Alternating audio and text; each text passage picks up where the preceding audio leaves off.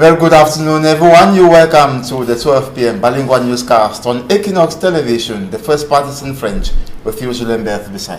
Bon après-midi. Good afternoon to you, Innocent Azem. Mesdames et messieurs, bon après-midi à toutes et à tous. Bienvenue aux 12 heures. Ouvrons ce journal par l'élection des maires qui s'est tenue sous haute tension dans le département de la Haute-Sanaga, dans la commune de Nsem.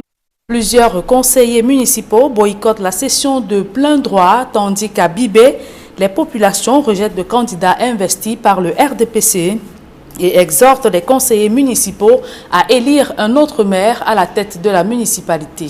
Rodi Gengassi et Aïksiri. Assis à même le sol en signe de protestation ou encore debout à travers des champs hostiles, les populations de Bibé, dans le département de la Haute-Sanaga, rejettent le choix de la hiérarchie du RDPC pour conduire la mairie de Bibé.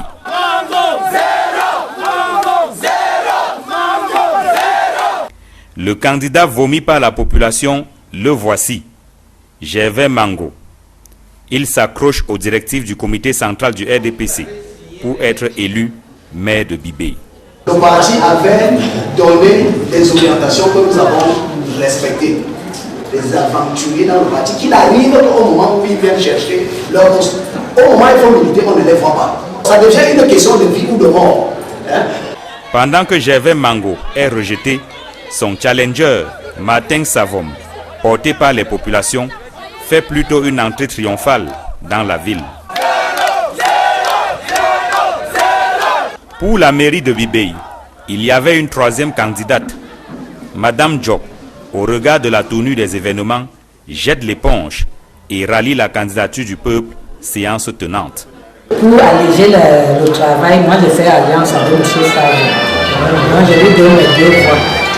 Venu superviser les opérations, le préfet de la Haute-Sanaga plaide afin que le département d'origine de la première dame ne soit pas celui par lequel le mauvais exemple passe. C'est un département qui tient à cœur le chef de l'État. Donc, quand nous faisons certaines choses, nous devons savoir raison garder.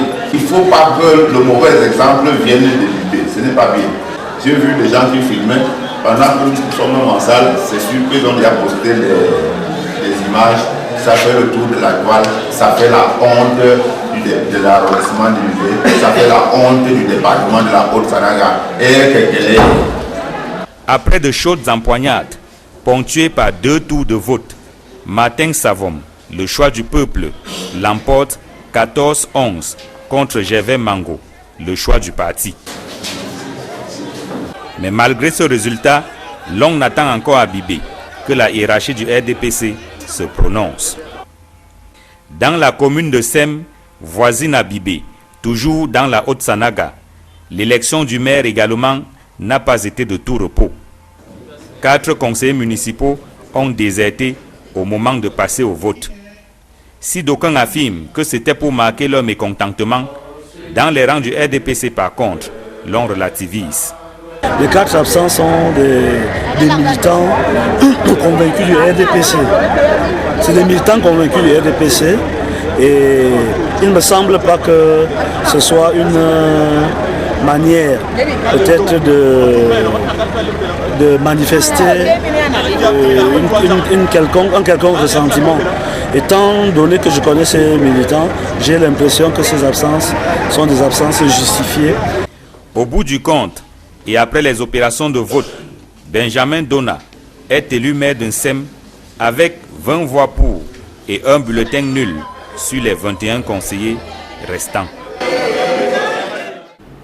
Et dans la région de l'Est, la commune de Messok n'a toujours pas de maire. Pourtant, l'élection était prévue mardi dernier.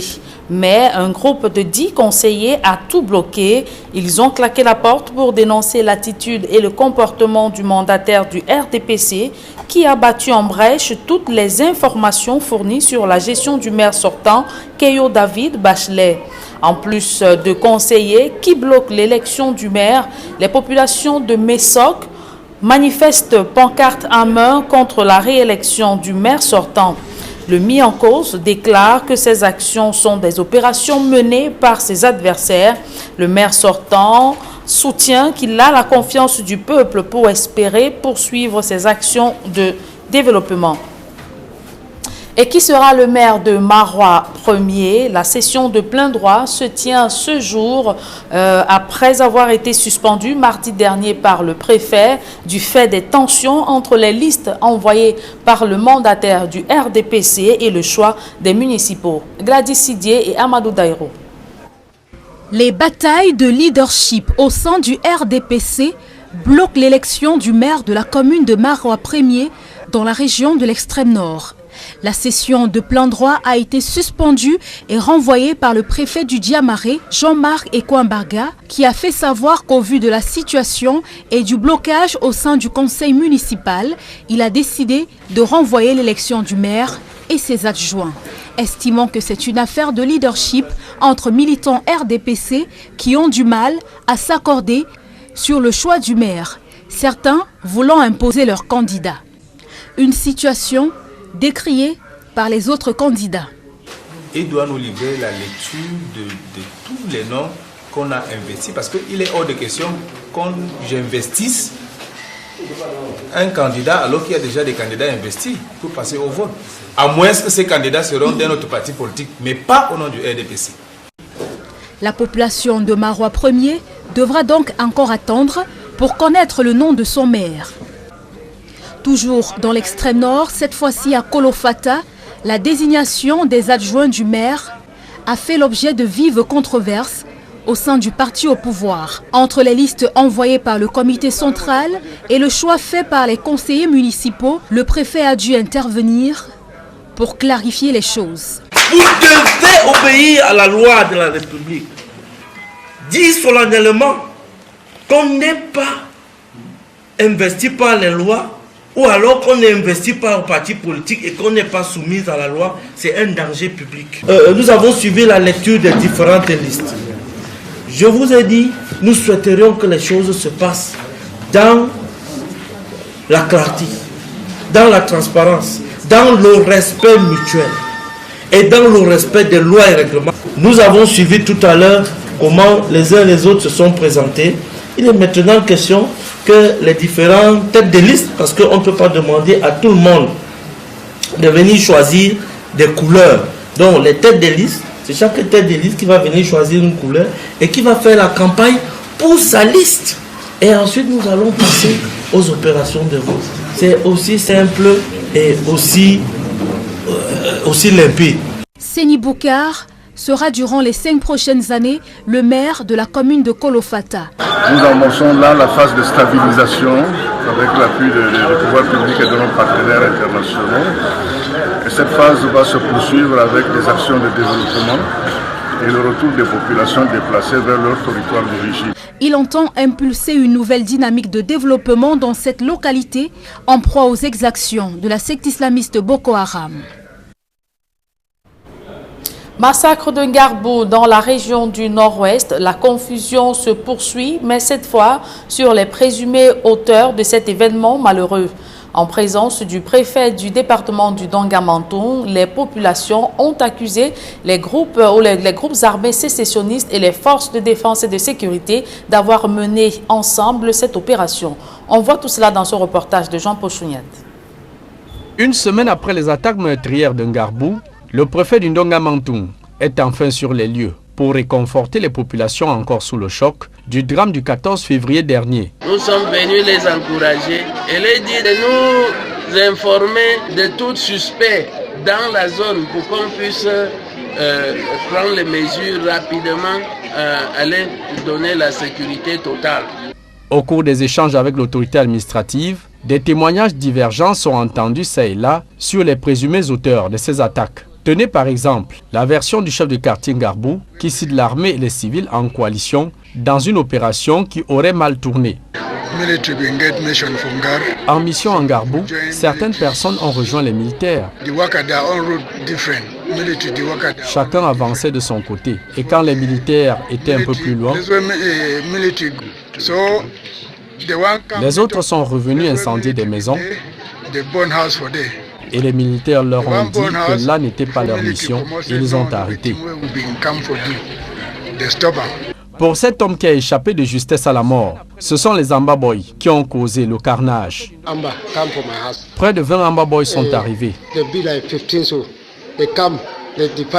Cherchant en vain mon frère et moi, ils sont entrés chez moi, ils ont tout pris et de ma cachette, je les voyais.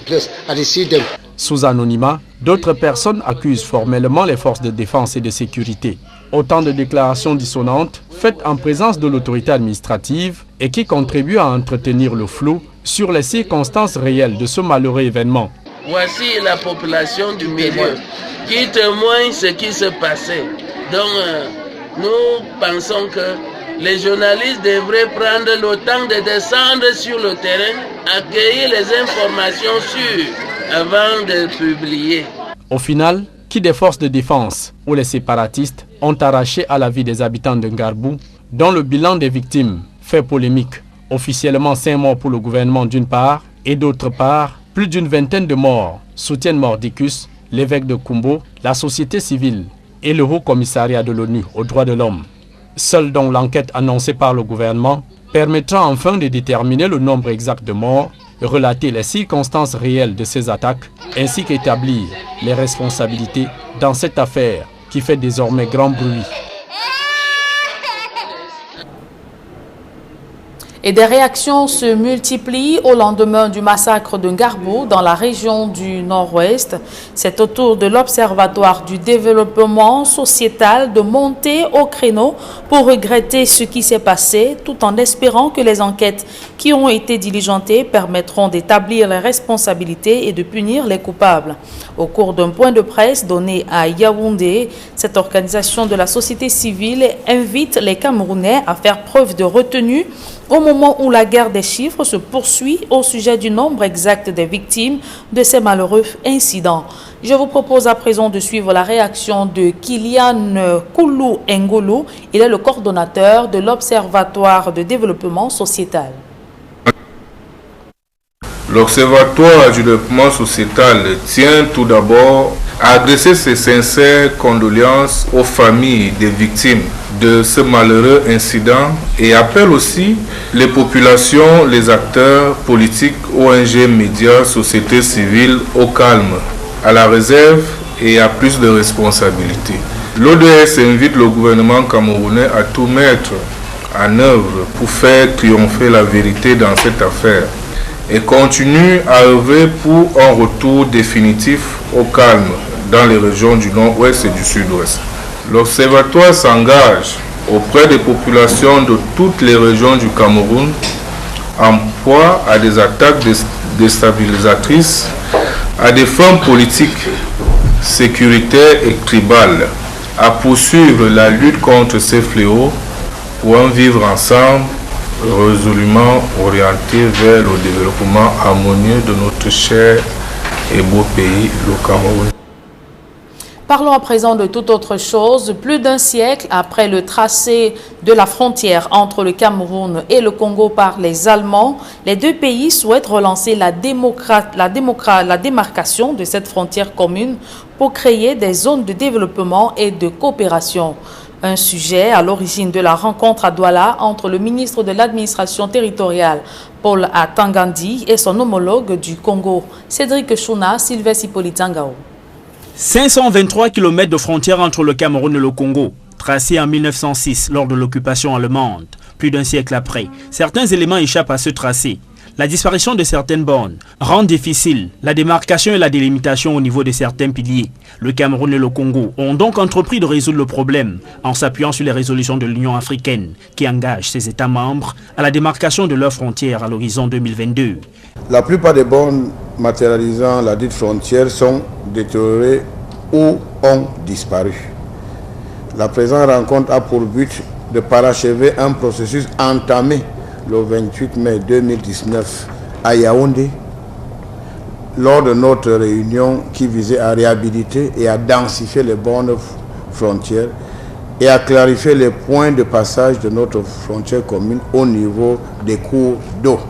Paul Atangandi, ministre de l'administration territoriale du Cameroun, et Zéphirin Mboulo, ministre de l'Intérieur et de la décentralisation du Congo, affirment que la démarcation de la frontière commune à leurs deux pays va aboutir à la création des zones de développement et de coopération. Le projet n'émane nullement d'un conflit frontalier. Il n'existe aucun conflit, aucun malentendu, et donc pour nous c'est déjà quelque chose de très bien. Et vous savez que la frontière est souvent cause des problèmes entre États. Et donc de temps en temps, il faudrait que nous nous retrouvons. La troisième rencontre, en vue de la démarcation de la frontière commune entre le Cameroun et le Congo, va aboutir à des propositions indiquées qui seront soumises au chef d'État des deux pays. La suite de ce journal est en langue anglaise avec vous, Innocent Nazé. Good day once again.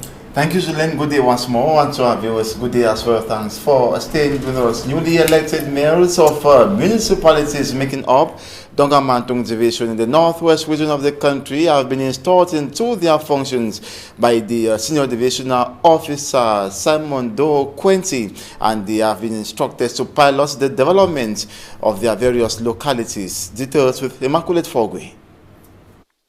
Musa Shane Fong is the new mayor of Kambe. He succeeded Ngabi Paul Banter during an elective council session where he grabbed the ticket with a 100% vote from the 41 councillors. He will be assisted by Ajara Danjuma, First Deputy, Mbaya Tamfo, Second Deputy, Nsan Crisantos Yembe, Third Deputy, and Fomi Elvis Kwa, Fourth Deputy. The elective council session was chaired by the Senior Divisional Officer for Dongamantung Division, Do Simon Quenty. The mayor-elect of Kambe promised development to the people of his municipality. Kambe, from the time of the Kambe Division, has been a key player in the politics of this nation. When you are a key player, you deserve key consideration, and that consideration has to start now.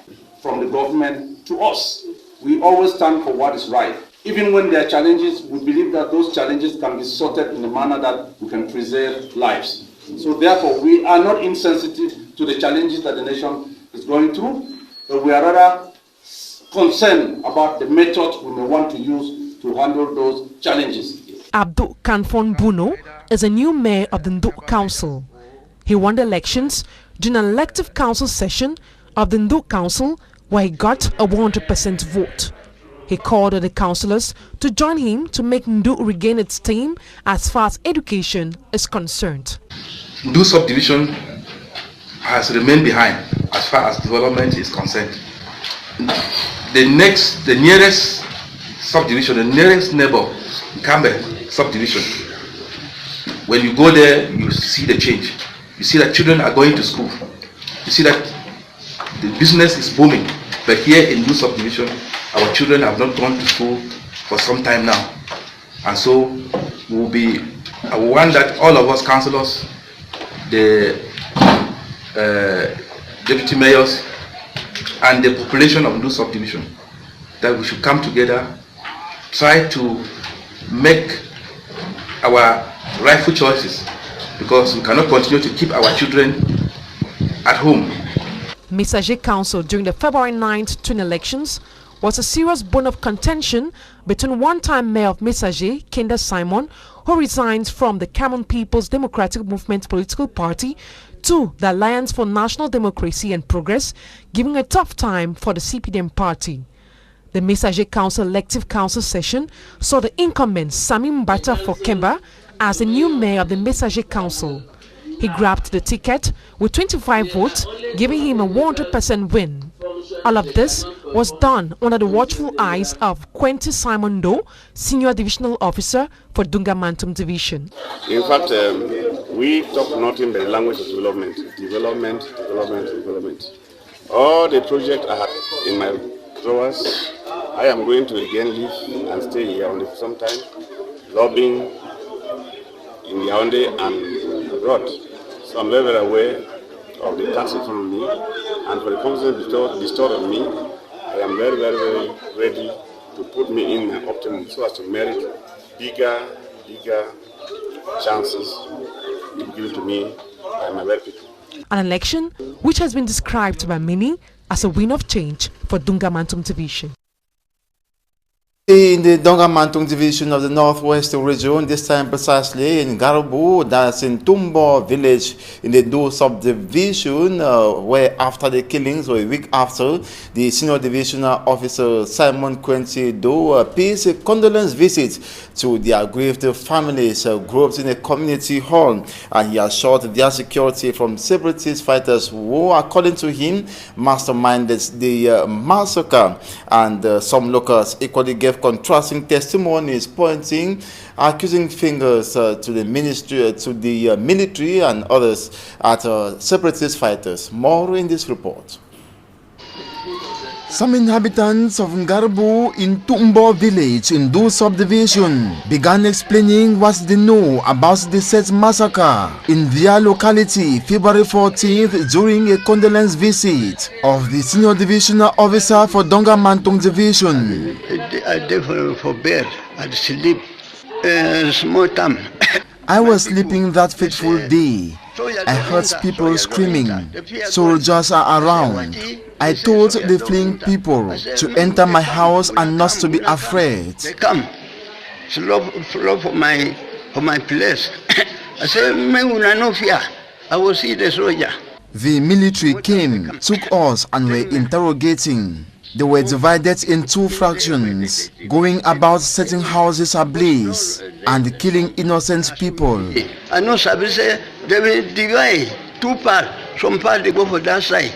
They burn houses, kill people. I cannot tell whether they were military men or separatist fighters. I sabi them. I know sabi them. They better plenty. I know sabi them. Many of my people were killed and several others forced to escape to safer areas I don't even know. Then cry, I cry. Look my eye, I know if I can't come.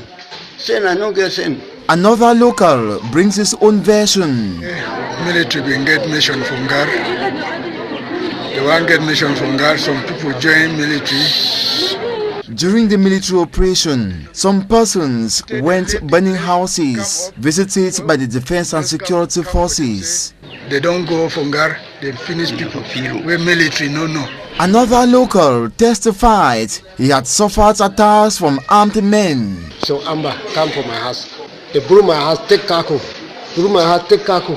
The senior divisional officer for Dongamantung, while speaking to the bereaved families, assured onward security of the population of Ntumbo village in Do subdivision. We came to continue to assure the population, this peaceful population of Ntumbo, that the incidents which happened at Garbu was orchestrated by armed gangs who decided to take this enclaved border zone with Bui division into their hideouts, and they had decided to make it a hub of terrorist activities. And the peaceful populations have paid the price, because time and again they came and kidnapped for ransom. They came and killed and destroyed, but we were unable to localize their hideout. The senior civil administrator recalls to the best of his knowledge what happened. Similar explanations of the defense and the communication ministries. When their hideout was located, they were the very people who went into a military confrontation. So, in the confrontations, they who stocked inflammable fuels, who stocked munitions in plastic containers, these exploded and caused the disaster which the social media picked up to give a completely different story from what we have on the ground. Simon Quinty, the senior divisional officer, says the area has been liberated from the hands of armed gangs, urging the population to stay without fear, also to be law-abiding and collaborate with administrative authorities whenever they witness any suspicious activity. And people will come out other side, they see say when I know they can't spoil when Aya Abine, president of the Aya International Foundation, that's a humanitarian organization, reappears at the Gendarmerie headquarters, the State Defense Secretariat, this Friday after his interrogation yesterday was suspended. He spent about 4 hours at SET Thursday after he was summoned through a phone call. Aya Bine said they are accusing him and his foundation for funding terrorism in Cameroon. To him, it's amazing that this case fight against the Aya Foundation weeks after they fight a case for defamation against them is already being heard, while their file has not even been as much as touched. That they hear the file has even gotten, or that the file is missing. And in economic news, considering the difficulties faced by the small and medium-sized enterprises in Cameroon to get funding, the government of Cameroon has introduced a concept known as growth funding to generate funds. The concept was launched in Douala yesterday by the Minister of Finance, Louis Paul Motaze, and his colleague of the small and medium-sized enterprises. Take a listen to the Minister of Finance. But the problem is that the SMEs are facing a lot of problems to be allowed to be given credits. And this is why we are trying to look for all the sources of funding, what the SMEs want to do. And we think that the crowdfunding could be one of the ways we can take so as to enable those SMEs to be given some credits. Crowdfunding, as you can understand, is funding by the crowd. That means that everybody can come, everybody can say that this idea is a very important one and I would like to participate. And this is why it can be in the equity or it can be just a gift given by some people to try to help somebody who would like to create an SME. Minister Louis Paul Motaze equally indicated that they need the trust of Cameroonians in order to make the project a success. Listen to him once more. To create this confidence, we have to create this confidence, and I would like to let you know that when you go in the society, we don't know what we call tontine and so on. That means that there is a certain level of confidence that already exists, and we think that when an idea is a very good one, people who like to earn money. If you can enter in the shareholding of an SME, I think that you can be trusted on the fact that you will earn money and that you have to participate in the equity of in the shareholding of the company. And that's it for this 12 p.m. bilingual newscast on Equinox Television. Thanks so much for watching. Julien Beth Bissaye. Have a nice day. Merci, je vous souhaite également une très belle journée. Innocent Nazem, mesdames et messieurs, merci d'avoir suivi cette édition bilingue du journal.